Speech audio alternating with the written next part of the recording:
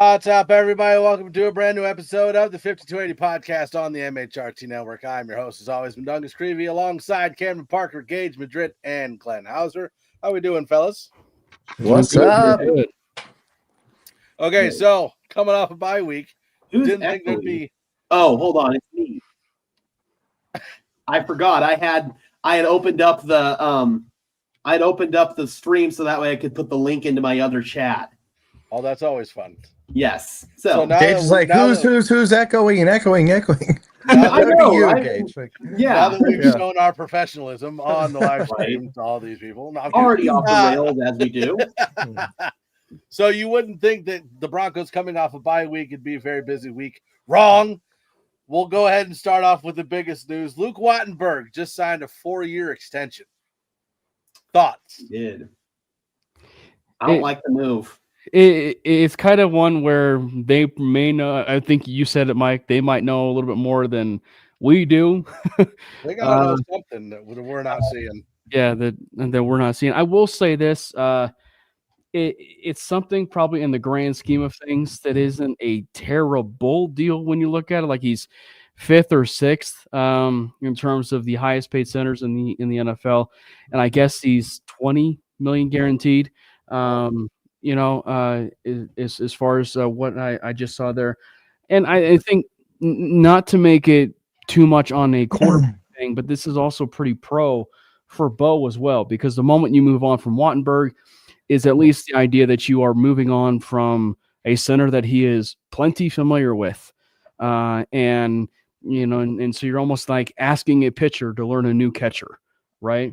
And so I think that it's one where maybe in the long run, this is going to be as beneficial for him, because this is a Denver Broncos team that is developing. And if there is one thing that this Broncos team has developed into, has been the best team in the NFL, or at least in the AFC. And so when you have that, and you have arguably one of the best offensive lines in football, and they are, for all intents and purposes, locked up through 2026, we'll certainly see what happens with Powers, but this is a good thing. Like, this is truly a good thing still for the development of this team.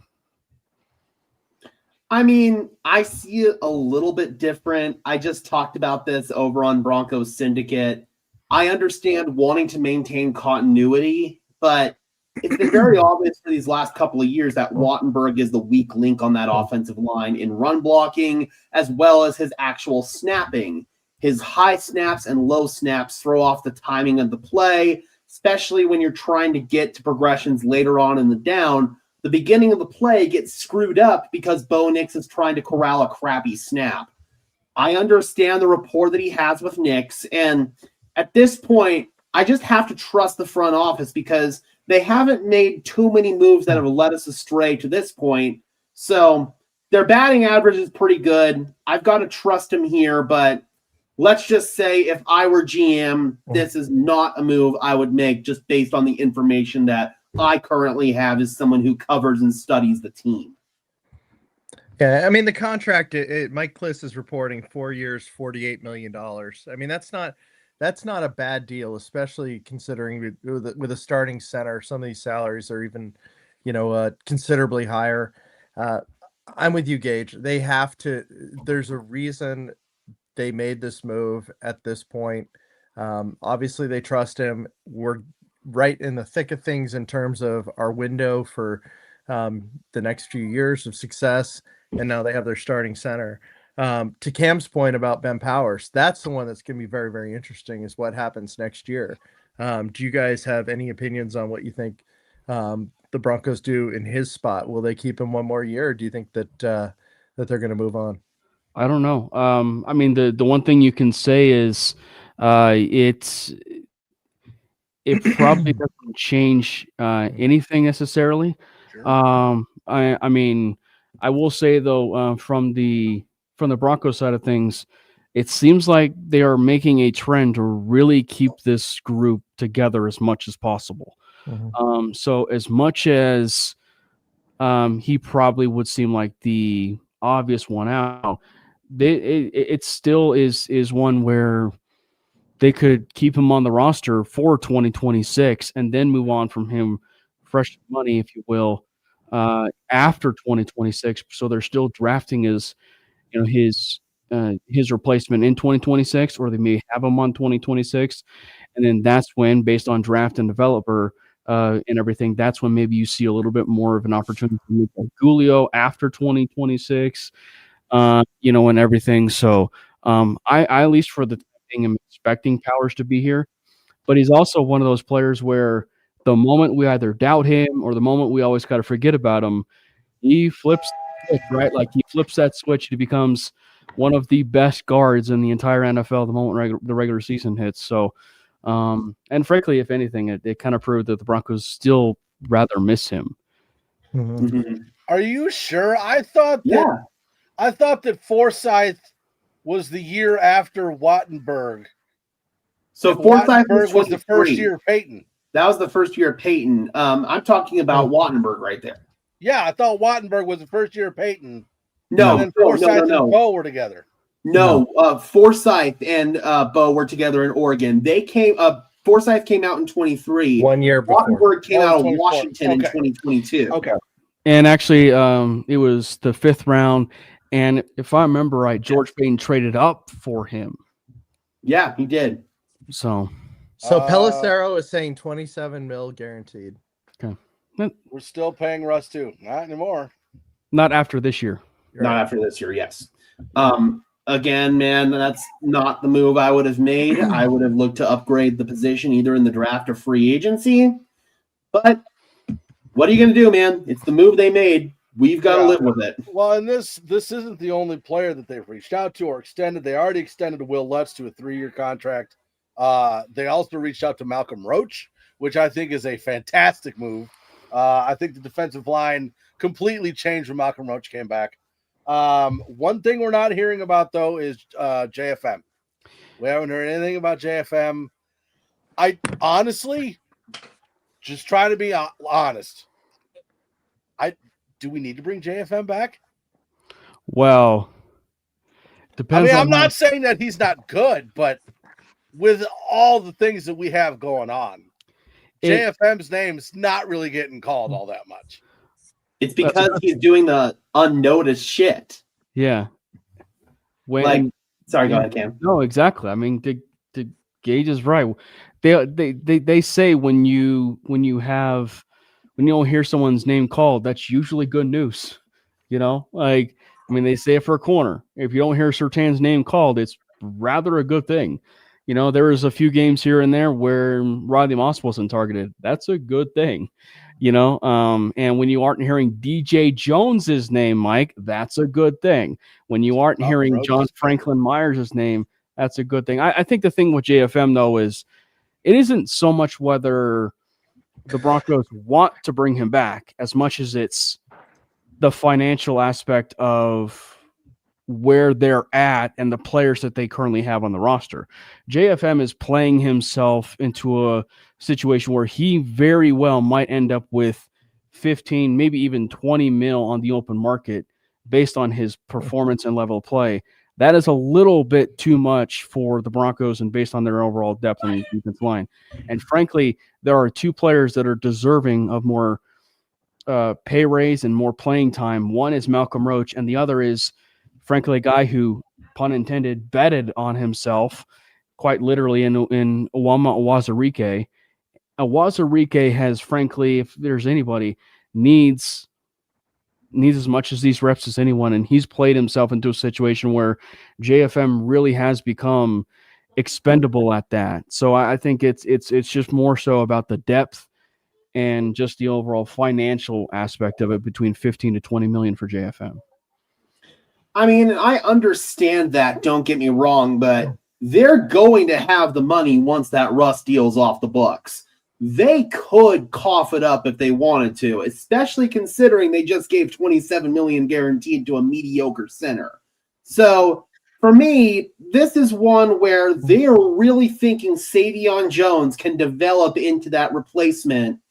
I hope they're right. And again, their track record's been good, so I don't have any reason to not trust them here.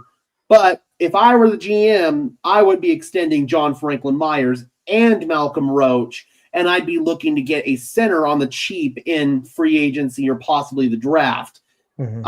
Probably more likely the draft in that sense, but still, man, like JFM, what he does on that defensive line, being able to collapse the pocket from the interior, he takes on double teams. He makes life easier for Zach Allen. He makes life easier for the edge rushers.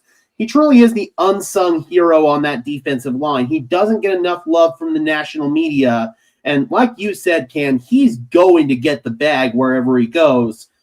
I'd pay him. I'd be willing to give him $20 million. I'd be willing to invest over $150 million or whatever the hell they're paying into that defensive line. I'd be willing to do it because he is that important to what they do on that D line, in my opinion. At what point does he start losing his shit on Twitter again? Because he's being so disrespected. I mean, they're like the reporters are making a point of saying that's one name that the Broncos have not brought up. You know, like, and you know that Franklin Myers he is active either front and center or behind the scenes on Twitter for sure. Yeah. Pass blocking is not the issue for Luke Wattenberg. It's his run blocking and it's his snapping. Those are his two big problems. Yeah. And I think that there is probably maybe a wild card on this. So like we were just talking about Ben Powers on here. I think we need to remind ourselves that Wattenberg was drafted with guard center flexibility. Mm-hmm. So as much as Alex Palczewski is a thing, right? And he's filled in quite nicely with Powers. Maybe the Broncos are also kind of still factoring in that versatility to where, maybe they still look for that center, right? But you move on from Powers after 2026, or on that 2026 year, and you slide Wattenberg there at left guard, and there's your left guard. So yeah, it's just as I said. I mean, you still have Gargulio, but I don't know. He does have that versatility in his game, and frankly, there's a lot of players that are on that line that have that that flexibility. I mean, Forsyth came in the league of the pure center. He showed he could play guard. Gargulio came in this year in preseason, played exceptionally well, and then you have Powers, obviously, and Wattenberg. So they've got at least some depth there that they possibly could go in terms of an avenue if they wanted to. Well, do you know what Powers is making next year if they decide to move on and that frees up the extra money for the cap? I'm pretty sure financially they're stuck with Powers next year. Are they? I thought that they were stuck this year. Let me double check that. I'm looking. I just pulled up Spot Track just now. What do you got?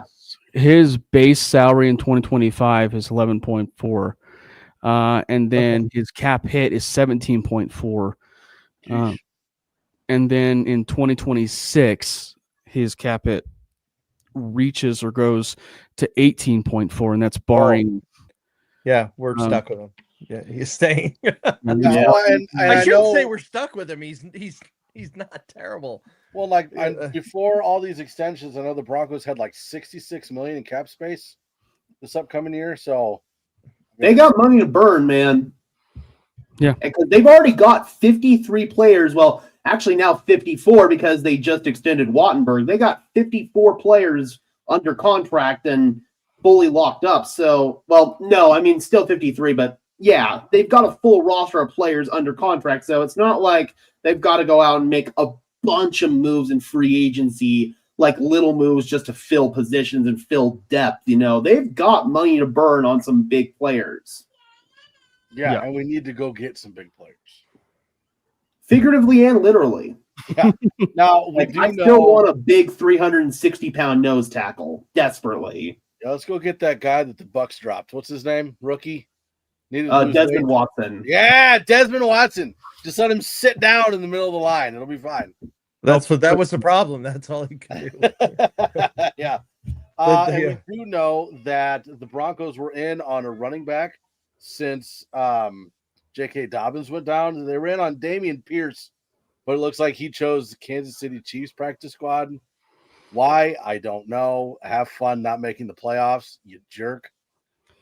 Yeah. I'd honestly say that's lack of education, lack of due diligence by the player and his agent, Yeah. Well, both in terms of playing time and chance to win a championship. yeah, and I think that if that's just kind of one of those things that if there is one position the Chiefs really needed to address, as much as Pacheco had been hurt, he's been underwhelming this year. Kareem Hunt is like 75 years old in the backfield, and they're still feeding him touches. Like they needed a running back, and Dameon Pierce kind of became available. My thing is, and I understand the argument of, when they were probably wanting to sign him, they probably wanted to sign him to the practice squad, much like Kansas City did. My question, I guess, is because you can sign anybody off the practice squad. So why not just piss the Chiefs off and just give Dameon Pierce a little bit more of an incentive and deal, and just pry him off the Chiefs practice squad. I'm just saying, it's not going to happen. But it's one where they could do it. Teams have done that before, where you just pry a team from the practice squad. But at the end of the day, they needed to do something. Probably doing a bigger back, if you will. But yeah, I mean, I'm not overly worried, which is weird. Yeah. If Denver were desperate enough for Pierce, they would have claimed him off waivers. Right. He passed through, so that means Denver was not that desperate. Yeah. Rodney does ask an interesting question. This is the question that I was going to ask. J.K. Dobbins, is he more than likely gone? Now, don't get me wrong. I love J.K. Dobbins. He was running very well. I think he fits perfectly with what Denver's trying to do. However, he does get hurt every single year, and he's either misses multiple games or is done for the season multiple times. I think that the two-word answer for me is it's status quo. Nothing's changed with JK. And the obviously I know that he gets injured every year, but the one thing I will say specific to just this year only, it wasn't his fault. Like the injury that he sustained, the injury that he sustained was not his fault. Yeah. The reality of bringing him back is just because of the history. That's the only reason why you don't bring him back. Everything that he had been given this team, the running game, everything that he operated with was the best running back that they frankly have had for quite some time. And they needed that sort of stability. And frankly, I still think there's that chance they bring him back. The max I would say you probably ever want to do with him is probably a 2-year deal. But I mean, it is certainly one where I'm not ruling anything out. So it is very much still status quo on JK. Mm-hmm. Honestly, I would love for him to be offered a 2-year contract like right now. I think he has stated that he wants to stay with the team. He wants to retire a Bronco. You show him the love right now. And I'm not saying you can lowball him, but I mean, that's probably what could happen. But it also says to these other guys on the team, it's just one more continuous example of this is a team that takes care of the players that work hard for them. Yeah. I would agree. I think that there is a pattern, obviously, of the Broncos taking care of the guys who take care of them. But by that same token, you've got Dobbins, who they basically signed to a 1-year prove-it deal. What was it, June or July, whenever it was they brought him in. It was very late in the offseason. They kind of lucked into him. And the reason why he was available was because of the injuries. And yeah, this injury wasn't really his fault, but he still did get injured. And he's kind of proven you can't really depend on him to be the guy for a full 17-game season plus the playoffs. I'd love to bring him back, and I do think Denver will bring him back, but you've got RJ Harvey, who is a second-round pick. You're going to need to play him. He's probably going to become RB1 eventually. I would love to have Dobbins here as a rotational back, especially someone on early downs, but the Broncos are hoping long-term that RJ Harvey becomes RB1. Yeah. No, without question, but what do you think you could, like, a 2-year, $5 million deal now? Or do you think I don't that's know if too he'd low? go that low. It might be a little bit higher than that, but give him a deal that's front loaded. He gets a good chunk of the money in year one, and then they can decide if they want to bring him back in year two. Yeah. I think that's kind of a fair compromise for all sides Okay. involved. Oh, that's good. That way, he's got that second option in case they do want to bring him back, but he's also got flexibility in case RJ Harvey usurps him. He can move on and maybe dip back into the market before it's too late for him to get another significant paycheck. And Yeah. and there's an argument to be made from JK's perspective. When you look at his overall career, he's been jumping up and around, right? Like he had a couple stable years there with Baltimore. Then he goes over the Chargers for that 1 year. So like at some point, I think JK in his mind has to feel like he needs to be locked down permanently. And I think that when you look at it from the standpoint of maybe him and just even then the simple fact of the facility, them be able to train players right, get them healthy, and with where they are as a health overall franchise and getting players right, it frankly is the best thing for his career. It is the best thing for his career to stay in Denver for his health, for his long-term health. It is frankly, if it was me, my number one priority shouldn't be looking anywhere elsewhere. It should be, how can I get this deal from Denver, and what should that deal look like? And if they don't like it, let's see if we can make something work to where I stay here, where it should be Denver and only Denver. Elway's been retired for a couple of years. He probably doesn't know what he's doing on any given day. You never know. That could have just been a troll comment. You never know. No, I don't think so. I was watching it. So Elway was on the After the Horn show on Gorilla Sports. Yeah. And there were comments about him being GM in the stream, and I was just like, this is.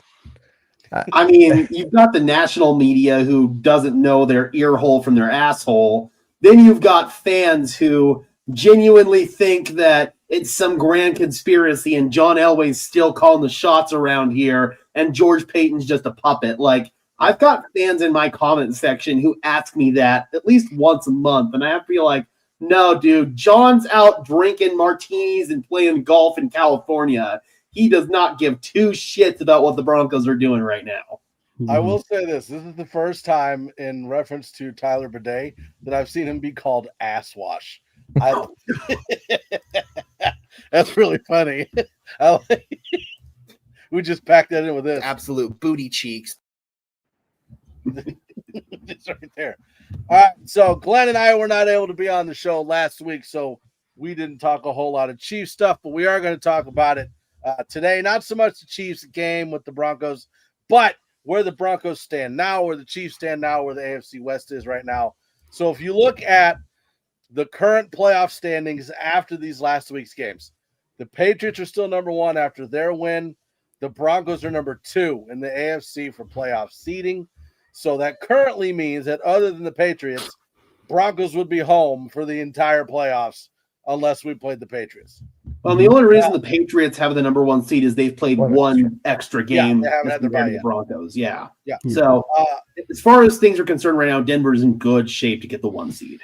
Yeah, and I'm actually a little bit – so even though Denver was on a bye and even though Kansas City won, Kansas City dropped a spot and Denver still stayed at number two because the Colts lost. Now, I personally wanted the Colts to win just because longer down the line, right? Like, I don't even want the Chiefs sniffing the playoffs. I don't want it to be a dogfight for the AFC West at the end of the season, right? So I wanted the Chiefs to lose so we didn't have to worry about it because they are only 3 games back. Yes, we won, but they're still only 3 games back with 6 games left. It could happen, and that's what worries me a little bit. Mike, and what you're saying is the exact correct answer if you're a Broncos fan. You never want the Chiefs to win. I mean, the best thing, if the Chiefs are the 7th seed, I'm still nervous about them being in the playoffs. We have to, somebody needs to drive a stake through their heart. And the Colts just not being able to make that happen.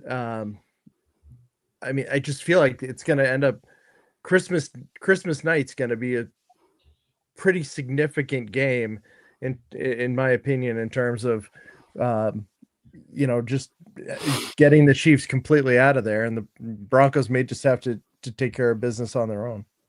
Yeah, and that was one of the things that I was thinking of, right? Like, yes, we beat the Chiefs our last game, right? But we all know what it's like facing the Chiefs in the playoffs. We all know what they look like in the playoffs. Maybe they're not the same team this year.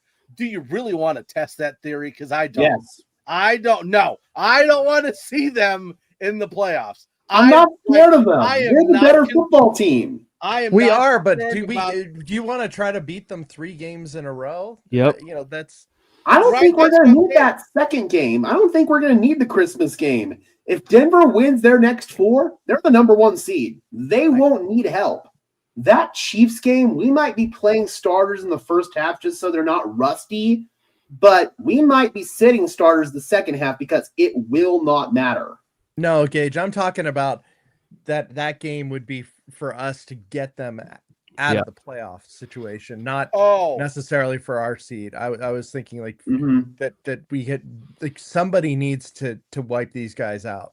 Yeah, I know Denver's only worried about one thing, and that's themselves.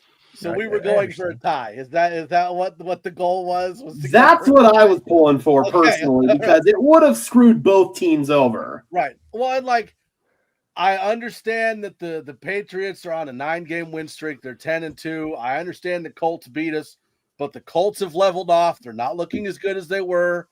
The Patriots, they have a really easy schedule. And I know that it's difficult to win 10 games in the NFL. I know it's difficult to win any game in the NFL, but their schedule is just so soft. I'm not that worried about the Patriots, but then you go up against the Chiefs. I understand we beat the Chiefs and the Christmas game might not matter, but I don't want them in the playoffs at all. I don't want them anywhere close. Well, yeah, and I think that, with the overall game itself, there probably was no wrong answer. Just me being a Broncos fan, it was just really hard for me to root for the Chiefs. It's just really hard for me to root for the Chiefs. And I just think that, in the grand scheme of things, they knocked off the Chiefs. But it's kind of those things in college football, when you face a second team and it's in the bowl season, that's a hard thing to come by. And beating a team second or even 3 times. And at the end of the day, it's really just about beating them that 3rd time. Whatever happens on that Christmas game is whatever happens.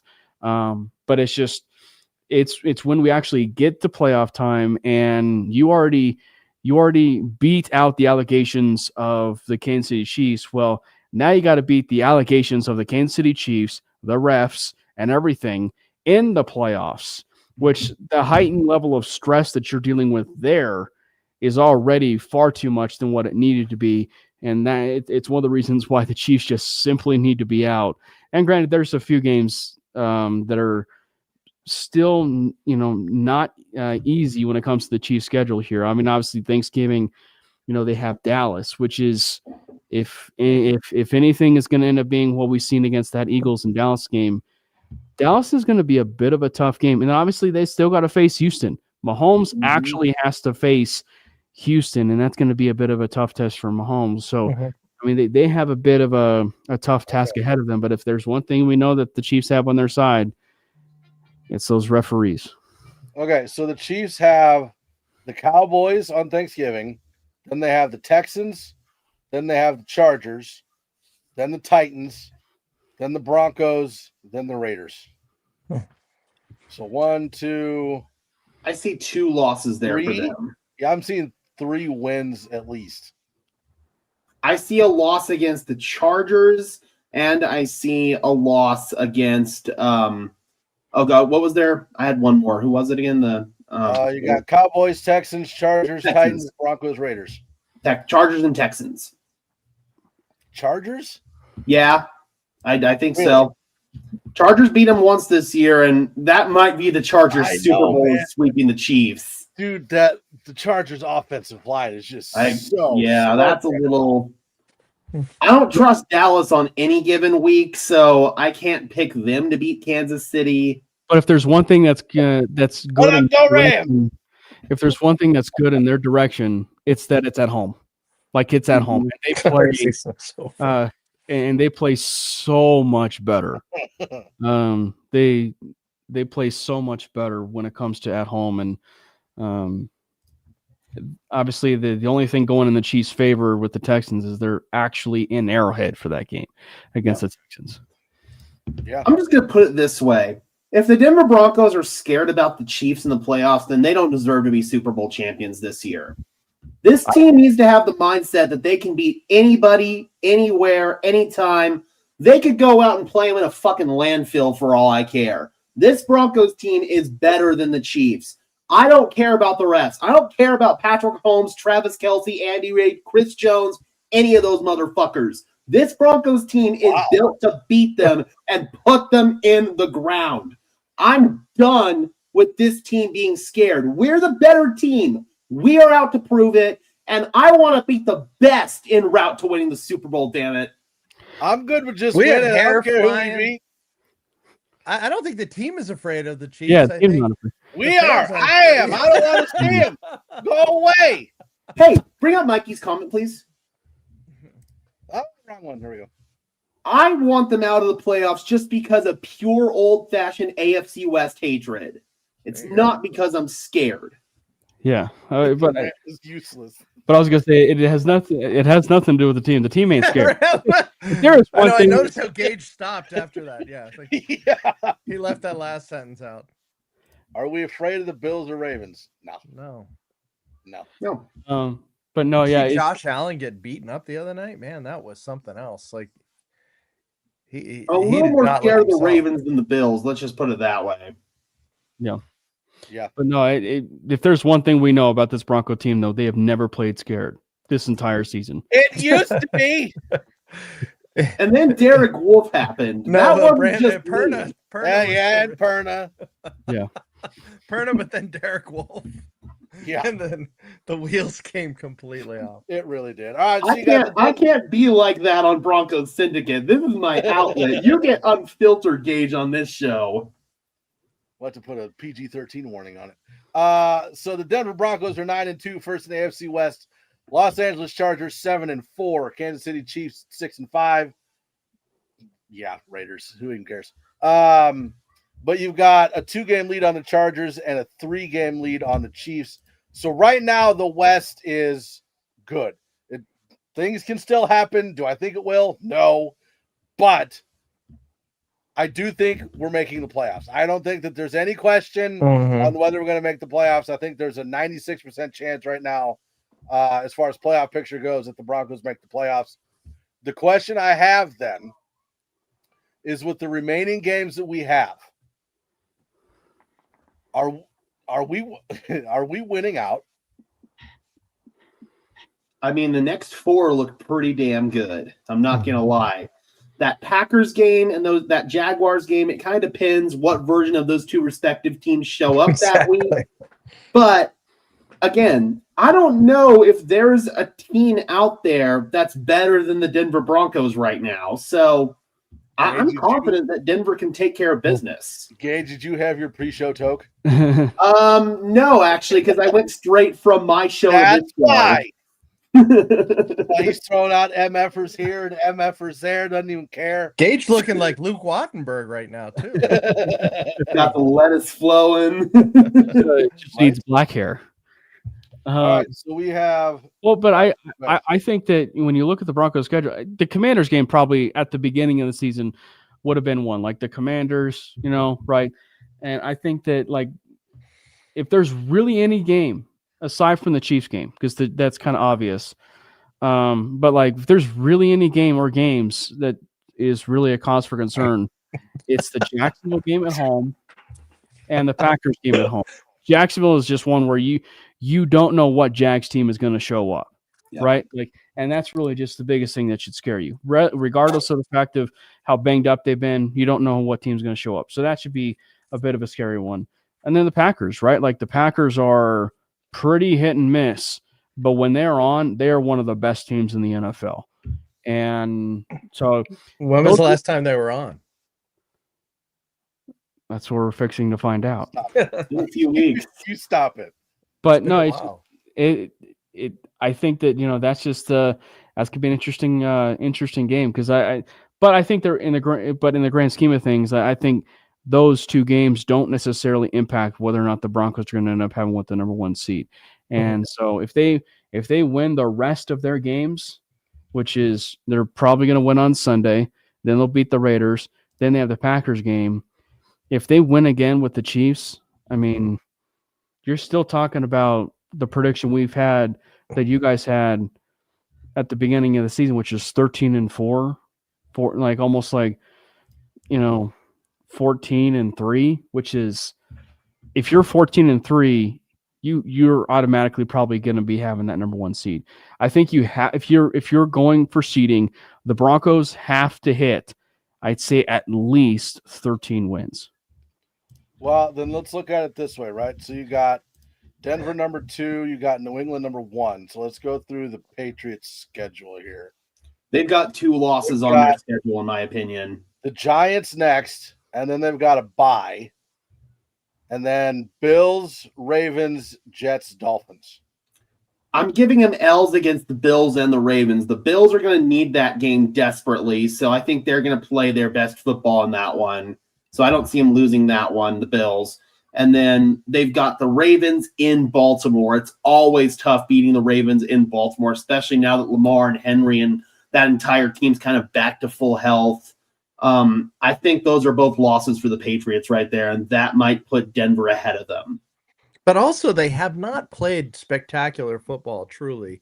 I mean, Drake May has been good, but I mean, they beat the Falcons by 1 point. They've lost their left tackle for a bit now.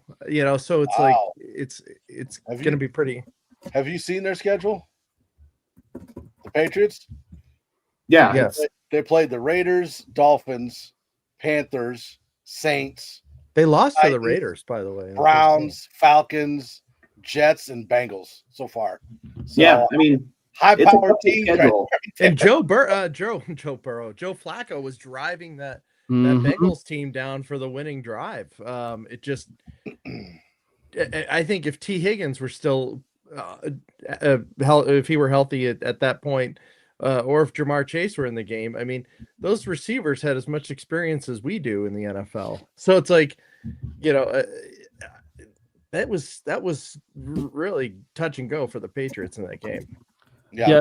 Well, and I think that if there's 2 games that frankly could go in either direction in terms of a surprise, it's this Giants game that's upcoming, and it's the Dolphins at the end of the year. If there is one thing historically, and granted it had been the Tom Brady years, but if there had been one thing we know about the New England Patriots in their times of even going to the playoffs or even, frankly, even seeding, if there's one thing we know, it's that the Miami Dolphins have played spoiler for the New England Patriots for I don't know how long. And given the fact about how tricky the Dolphins are and their offense and whatever team decides to actually show up at that certain point, they can steal that game from New England. And then, you have the Giants, which they're already kind of playing with house money. There's nothing else to lose at this point. You're starting Jameis Winston. The defense is really, really good. And if there's one thing that they can really keep them in that game, it is the defense. And so I think the Giants game is probably, between the two of them, is probably this one upcoming that's I would be banking on if you're actually going to be getting a surprise win in favor of the Broncos, it would be that Giants. Jackson Dart is coming back this week.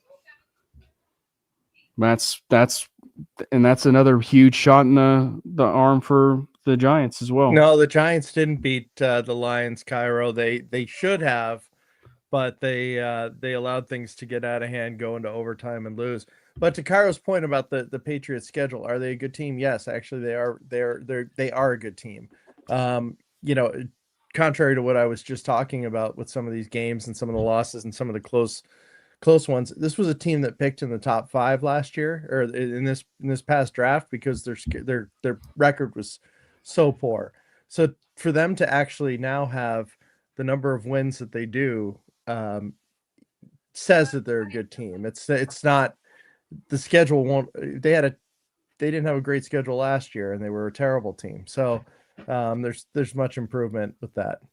Yeah. Additionally, there is something to monitor with the Patriots, though. They lost 2 starting offensive linemen in that last game for multiple weeks. So that might cause some regression on that offensive side. Yeah. And not laughing about it, but not upset about it either. So we've had a whole lot of conversation about the Broncos and the playoffs and seeding and where they stand in the AFC West. There are 2 things that I want to cover. And I don't know if you guys covered it last week or not. But one would be the cornerback position, specifically Riley Moss. And another would be wide receiver. And I bring that up because Brandon Cooks just cleared waivers. And kind of want to talk about that too. Well, he signed with the Bills, so he's Did he not already? Yeah, it was never an option for Denver anyway. Okay. So the one thing I do want to talk about with Riley Moss, and I love Riley Moss. I think he's very talented. I think he's played well, but he does draw a lot of pass interferences. A lot. And I don't know if it's all like something that can be fixed. I don't know if it's a skill thing on him. I don't know if it's a bad circumstance, refs. I don't know what it is, but he's drawn the most amount of pass interference penalties of any corner in the NFL. We've seen some great play out of Chris Abrams-Drain. We've seen some great play out of Jahdae Barron. We saw McMillan with a killer game against the Chiefs. Do we stick with Riley Moss? Is it something we can fix, or do we move on to another corner? I think they stick with it. But I think that to just address it, it's everything. I mean, like, it is everything. And as much as we think that Riley Moss has had a great year, those penalties, right, wrong, and different, have made big impacts in games. And they didn't end up like costing the Broncos a game, but the game wouldn't be as close or having to come back at the end if we don't have some of those penalties. You know what I mean? And this is where I would give a lot of praise and credit to Riley himself. Because obviously that game against the Kansas City Chiefs, after the game, he did address the fact that he has got to stop being a little bit grabby, which if there is one thing that he is a victim of, is he is a little bit grabby, right? Yeah. Like he is a little bit grabby. And that is really just the biggest thing. And I think he made the comment of like, he's got to be training with boxing gloves, right? Like he made that comment, like, and I think that that's going to be beneficial for him.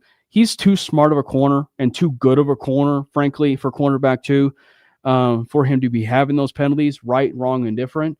But like, I just think that it is one where it's a bit of a game changer. Now, I will say this is more so not a Riley Moss thing. But in regards to the Kansas City Chiefs game, that was the entirety of their offense. You want to know how trash the Kansas City Chiefs offense was? They were relying on short game and trying to draw penalties from Riley Moss that entire game. That was the entirety of their game plan. So that should let you know about how trash and how bad the Kansas City Chiefs were against the Broncos there. Now, I'm not trying to bring down Riley Moss in a sense of like, propping up Riley Moss with that. I'm just saying that like, that is legitimately what happened in that game, was that they were penalty hunting, and that should tell you enough about how terrible that offense was. Right. And sorry, before we continue with that, again, like I'm not trashing Riley Moss. Oh, yeah. And I think more of this conversation is because of how good the three behind him are, right? Like Chris Abrams-Drain, McMillan, and Jahdae Barron. It's not so much a detriment to Riley Moss, but it's how well those three have played. Like we haven't seen the penalties. Again, they haven't played as much as Riley Moss, but with how skilled those three are behind him, do we need to start thinking about lessening his snaps? Do we completely take him out? Do we move him to another side? Does he go in the slot instead of on the outside? What do we do? I think if we were to eliminate Riley Moss from the starting lineup, we would be having these exact same conversations about whoever replaces him, because that player is going to get picked on. No matter who it is, the player who's opposite of Pat Surtain is going to get picked on. Does Riley need to stop being so grabby? 100%. Yep. The refs need to be more fair when officiating how Riley plays. Yes. Some of these calls have been absolute garbage. Or, Mike, bring it up. Do the clip. Oh, God. You got Absolute booty cheeks. You got to give me more heads up than that. I would say at least 40% of the calls on Riley are absolute booty cheeks. The other 60, they are ones that need to be cleaned up. And quite frankly, I think they will be. Riley Moss is a really good player. You ask other players in the NFL, you ask more advanced analysts out there, even on the national level, they'll all tell you Riley Moss is really good. Chris Abrams-Reine's a really good player too. I like him. I was screaming for joy whenever the Broncos drafted him. I think Barron is going to be the long-term starting nickel if they let Jaquan McMillan walk in free agency. But Riley Moss is the second best corner on this football team, and you can't take that away from him. You've got to ride this thing out with him because he gives us our best chance. And the fact is, with how this defense is playing, you're not benching anybody out there. Not a soul. So you just mentioned Jaquan and free agency, Gage, and that was going to be my point is do you guys see them bringing him back? Because that would be, in my opinion, a massive loss if of all the guys that could walk, he's the one that worries me the most. He's an RFA, right? He is an Yes. RFA. Okay. So anything that would happen, it would have to be at what happens from another team. And then once that happens, the Broncos have, I think it's like 3 or 4 days to match it.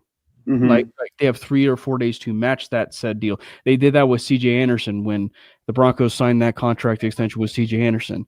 I think the person to keep in mind here when it comes to that is Jahdae Barron. Barron, I think, allows them the flexibility, whether they view him on the outside or what they view him as.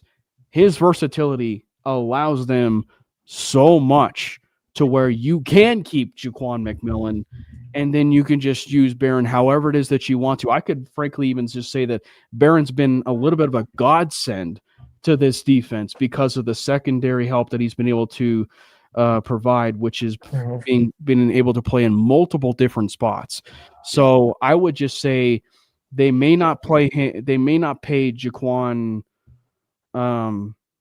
like the money yet, but I will say the way things are trending, if there is a team that is going to rewrite the entire market for cornerback contracts, it's the Denver Broncos, because I think that Riley Moss is going to get to a point where it may or may not be to a point where it's not the Pat Surtain kind of contract, but he might be earning the 20-ish million a year contract that's going to kind of set the bar even higher. And then you have Jaquan McMillan, who's going to set another bar when it comes to the nickel corners, and that is actually paying them probably upwards to about the 10 to 15 million a year range when it comes to the nickel corners. And so once you see that, I think that's when you're going to start to see a lot of teams really factor in the importance of that corner. Would you move Moss to safety? At this point, no. I mean, you got Hufanga and you got Jones, and you've got some Barron, backups. Possibly. Yeah, Barron I could see because he's more of a physical hitter than Riley is. Yeah. You all sent Von Miller over a few years ago. Got us up. I mean, you guys got your ring out of that, so you're welcome. We got Nick Benito out of that trade, so I'd say it was a win-win. And it almost feels like Jaquan McMillan is going to be the odd man out, right?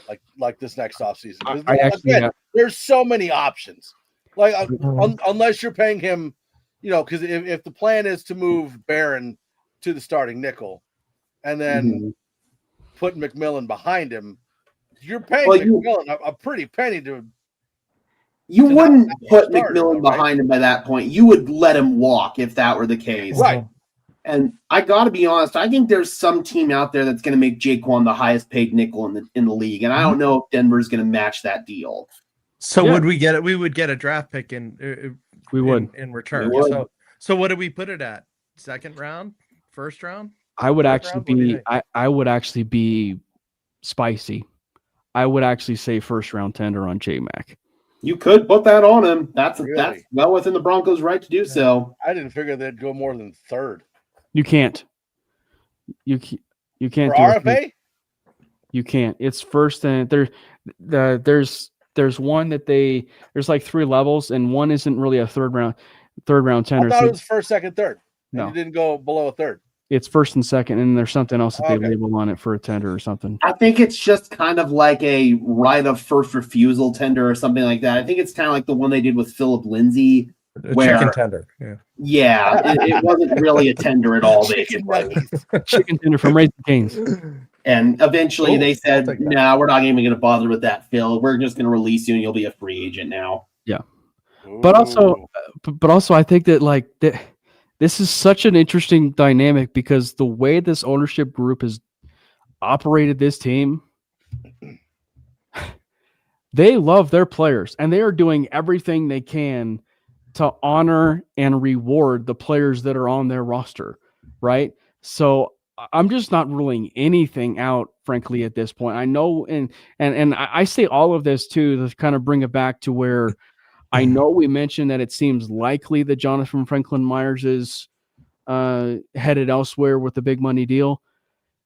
Frankly, if there is a situation where Franklin Myers, who came from New York as an unappreciated, if you will, defensive lineman, and he's somewhat underappreciated here, I would want to stay here because it feels like with that money situation, with what Denver's going to be able to provide, I would try and figure out something contractually where I'm staying here and I'm getting maybe a little bit below market value, but it's also right around guaranteed money where I need it to be. So it's just like, I don't know. If I'm Franklin Myers, I'm leaning hard that, yeah, I think walking would be nice and getting that deal.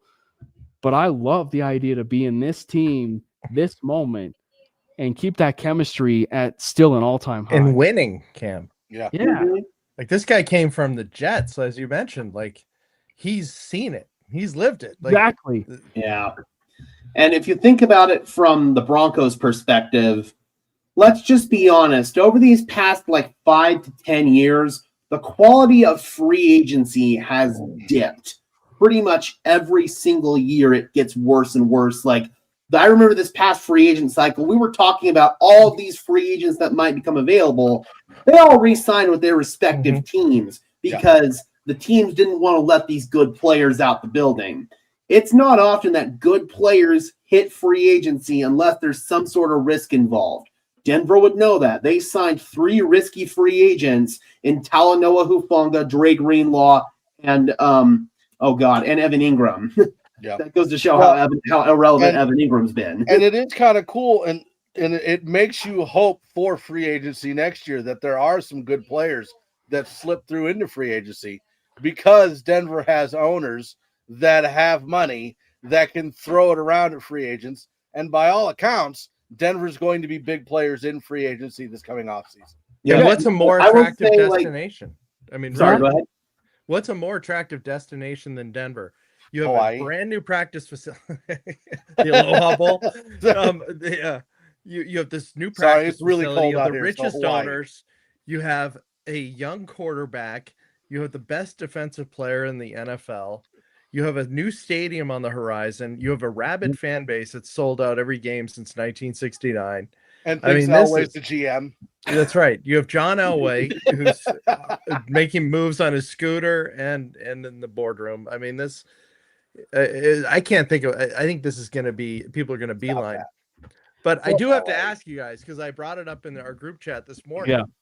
I think Justin Jefferson is going to want to be traded out of Minnesota. I cannot imagine that he's going to be that he's happy with the situation there.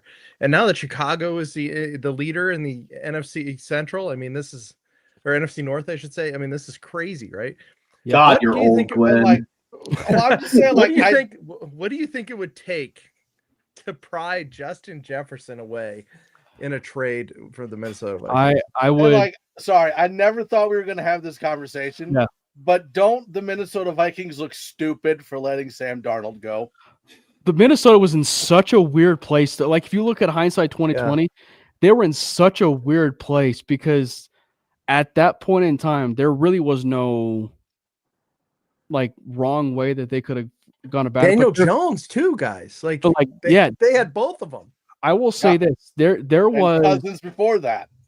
I will say this though: there was a window that they never attacked it that I thought was probably its best window and best alternative, and that was paying Darnold, but paying him in a contract that is a bridge to JJ, and they never did that, But as far as JJ, you give him whatever you want, if they want Cortland, take Cortland, but you set the bar at 2 first-round picks. Yeah, minimum. And you ask him, okay, who do you want? We'll give you 2 first-round picks, but who do you want? You can take anybody. And Pat Bryant. I would even trade Pat Bryant. Obviously not. You said anyone. You're being way too literal. But I'm just saying, that's someone like Mike is to pick Marvin Mims and 2 first-round picks, Troy Franklin and 2 first-round picks, a defensive player and 2 first-round picks. It's just you just basically said 2 first-round picks and whatever Minnesota wanted in return, you send them and you get Justin Jefferson. I will say though, to circle back on this though, I'm still in the back of my mind wondering whether or not the Broncos still kick the tires on Jalen Waddle in this offseason, because I've been hearing some stuff about Waddle and his love of Denver for the past year and a half, maybe 2 years now. And this is the first official time that the Waddle and Denver stuff has now gotten public. And now that it's gotten public, and it's pretty well known that Waddle loved Denver and wants to be in Denver and wants to be with Pat Surtain, I'm not ruling anything out. And frankly, there's another wide receiver I have to throw out here because he's a free agent. The moment he even sniffs free agency is the moment I'm calling Mike Evans. And based on Tampa Bay's wide receiver room and the way things have been shaking out there, would not surprise me if they legitimately let Evans walk. There you go. It's funny when you said the name Mike Evans at first, my mind didn't go to Mike Evans, the receiver. Host. Yes, it went to Mike Evans, the radio host. Yeah, there you go. As far as Justin Jefferson, we can dream all we want. Minnesota's not trading him. He is not going to be on the market. They would want, I think the asking price would probably be 4 first-round picks and then some. This would be more than the Russell Wilson deal.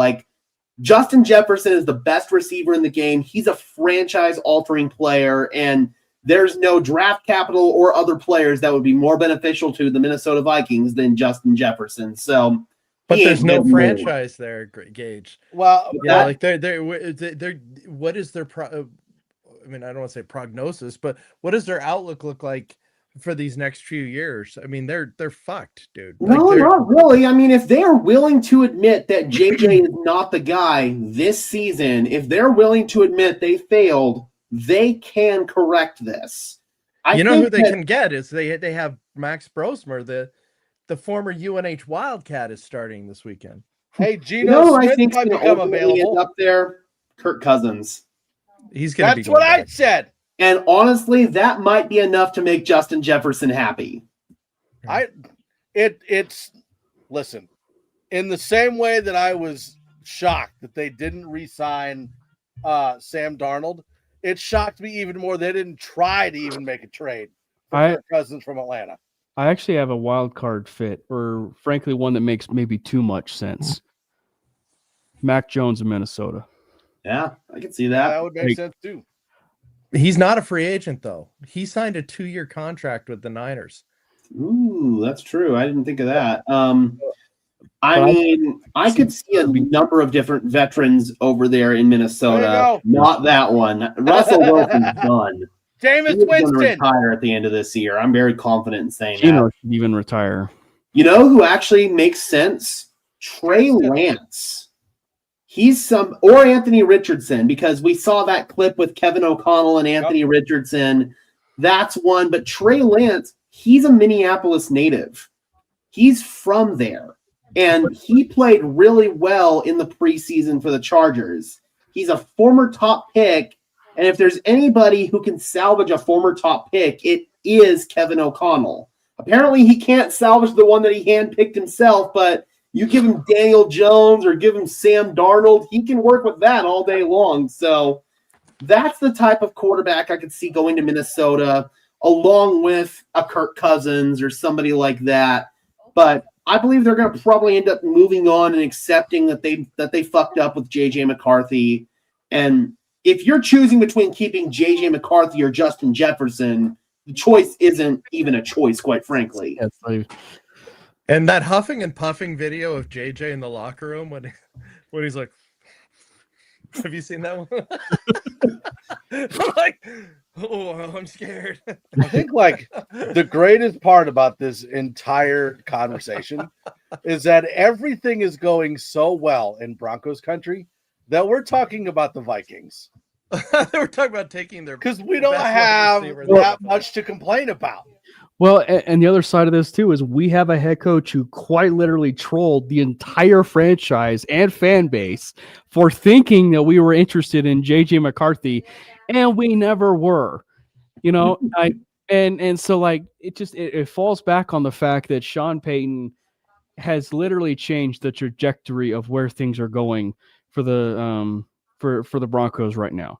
Yeah. I mean, so much so that even in that offseason, I believe with Bo, they were interested in Darnold, right? Like they were, like the Broncos. It was the Minnesota Vikings, right? It was the Minnesota Vikings for Darnold, and it was the Denver Broncos for Darnold, and he chose the Vikings. And so what? So how? Like, man, I don't know. I tried to turn it back on, it didn't work. It's the should we just name it the Bo Only Fans? The Bo Only Fans? Our Only Fans are just pictures of Mike's feet.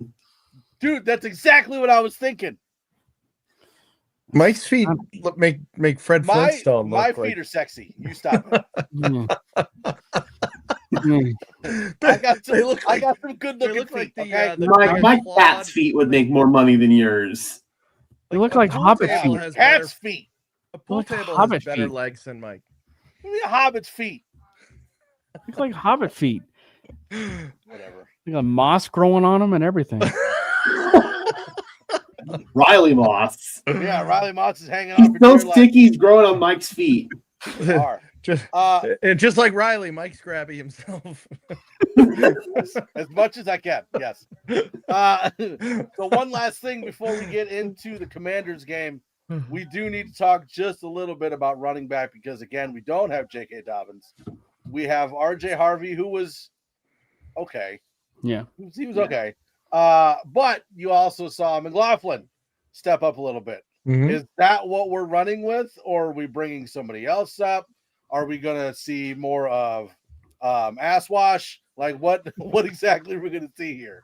I think definitely not the latter. I can tell you that. I think you're just still going to see a bit of a committee. I think just the one wrinkle that everybody wants, and I've been wanting since week one, is just Bo Nix wrinkles. I need Bo Nix wrinkles in the running game, you know. And I think that there was one play we didn't get a chance to talk about, and it was in that Chiefs game where they did that quarterback draw where I could have sworn he got the first down, but he didn't get the first down because it was the Kansas City Chiefs game. The vision could have been better for Bo, but that's due to lack of reps. If you do that more and more, Bo's going to see that and he's going to expose it, and then he'll be a little bit more explosive on those runs. I just think you're going to see a little bit more of what you've seen because I need them to prove it. I need them to prove the fact that that they can start using Bo's legs more. I will say, though, I was impressed just for a first start with R.J. Harvey. Funny enough, like obviously Pro Football Focus's grades are wonky. They gave him an 83 grade when it comes to pass blocking, RJ Harvey. So because I thought he had some decent enough like pass reps, which if you're going to want to be earning some more opportunities, that would be a good way to start. So I just think you see more of the same, but I need more Bo running reps, man.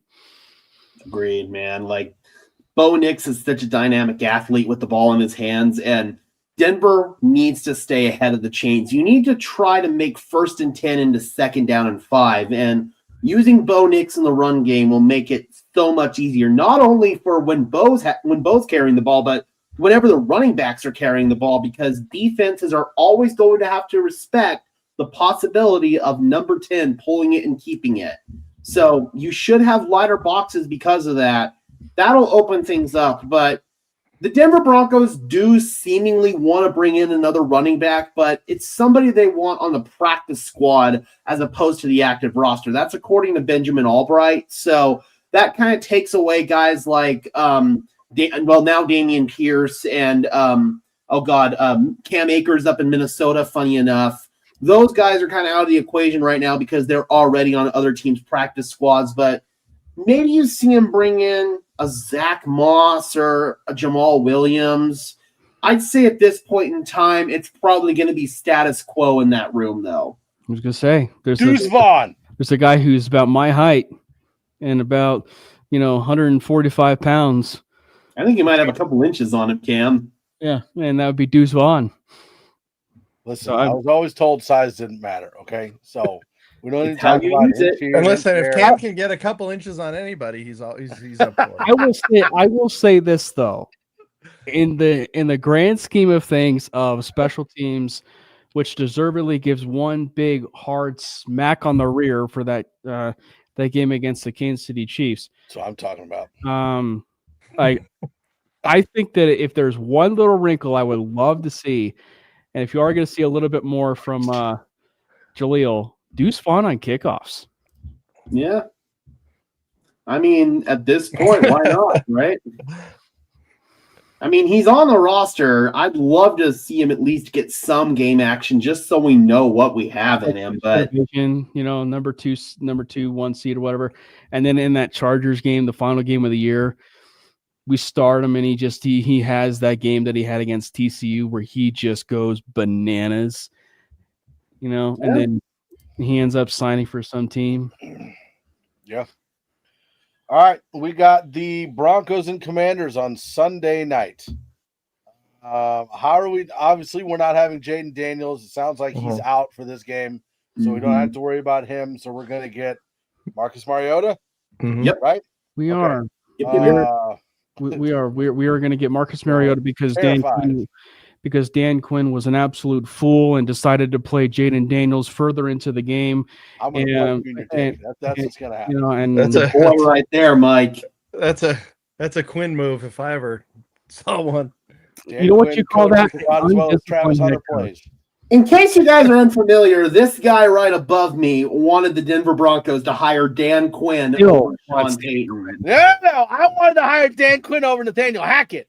He still wanted Dan Quinn. He still wanted Dan Quinn. I did, and I still do. Always will. Dan Quinn, the current leader of a 3-8 football team. Sam Hartman can come with him. That makes everything worth it. We'll have like a planes, trains, and automobile scene there. Those aren't pillows. Yeah. But making fun of me for Dan Quinn. Y'all notice the Jags are playing better without Travis Hunter? Yeah, suck it. How about that? I mean, we got apples and so Commanders and Broncos. What are we seeing here?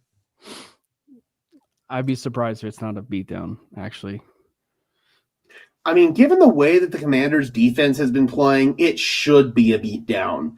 Like, Denver's offense should be in rhythm, but given the way that they've been playing against bad defenses recently, it's like, do we really trust Denver's offense to show up? Hopefully they do, but they play down to their competition, so you kind of have to worry a little bit about a trap game here. I mean, it's an East Coast game. It's at night. It's going to be kicking off at 8 p.m.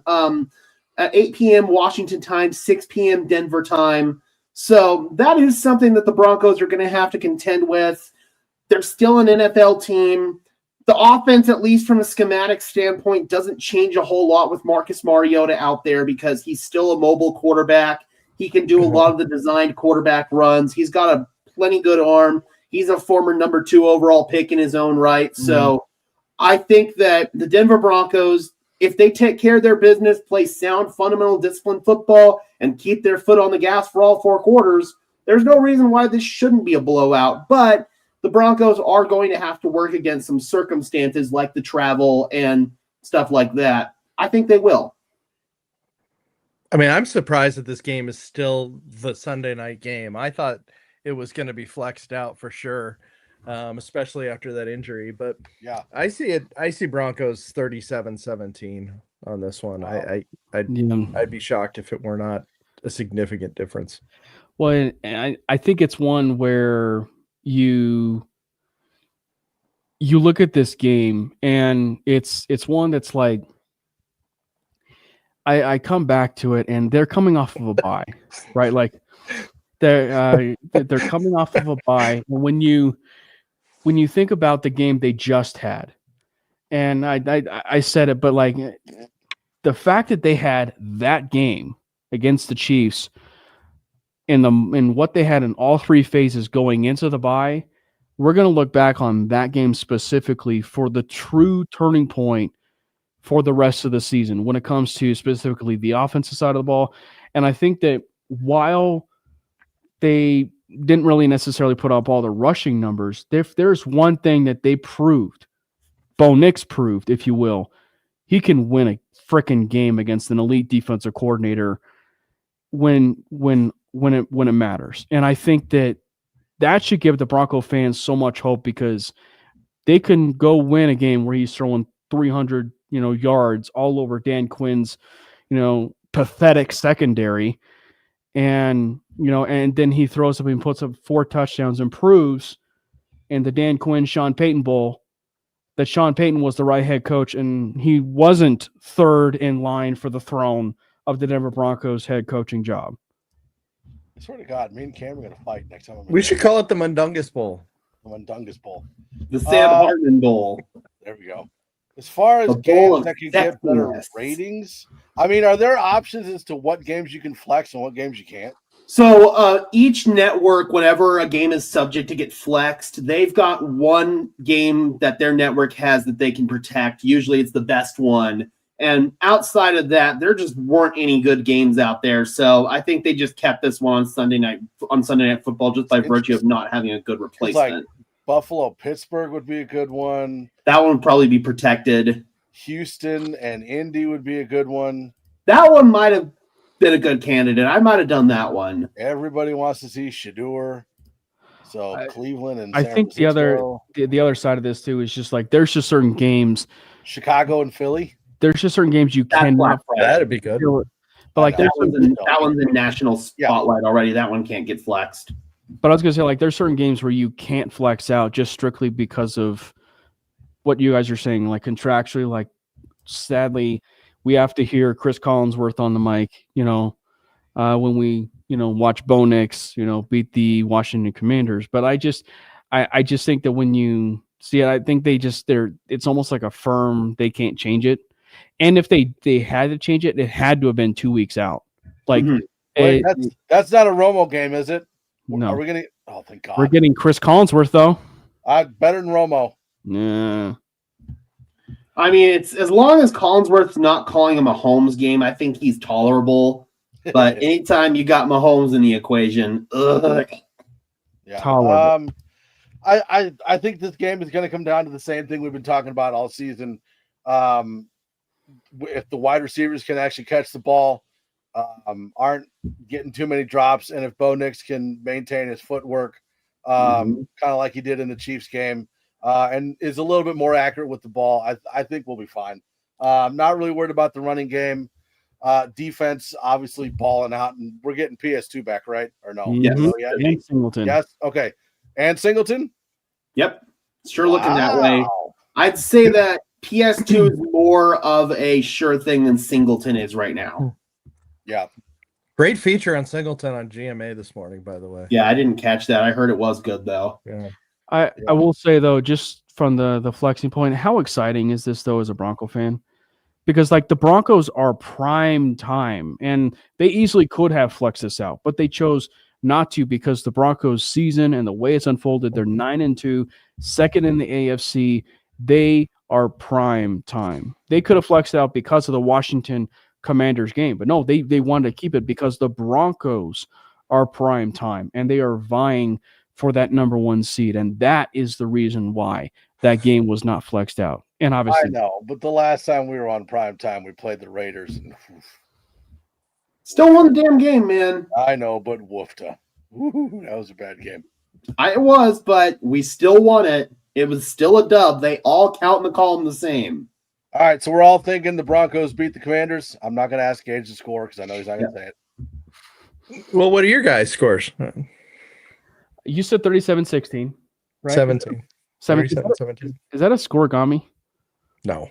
No, Definitely. I think that one's been a thing before. I'm pretty sure. I will say 27-13. I will say 27-13. And I will say that the Broncos create numerous turnovers in this game. Good opportunity. As they continue to work on the shot. And I will also say the Broncos will have 5 penalties in the game. 3 of them, Riley Moss. Not 10 or 12 or whatever. I could see Mims actually breaking a return for a touchdown. He is so close. Was so close. It was so close. I think I'm going to go 24-6. I don't think that the Commanders score a touchdown. I think it's 2 field goals. Oh, I love that. Spicy. That's what I'm thinking. All right, anything else we need to cover? Or did we cover it all? How many penalties for the Commanders, Mike? Since they're so undisciplined. I don't know. Are they undisciplined? I don't pay attention. I don't care. They're not the Broncos. I'm just saying. So you claim to be obsessed with Dan Quinn. You don't even pay attention to his team. You said I was obsessed with Dan Quinn. It's your I'm obsessed with Sam Hartman. There's a difference.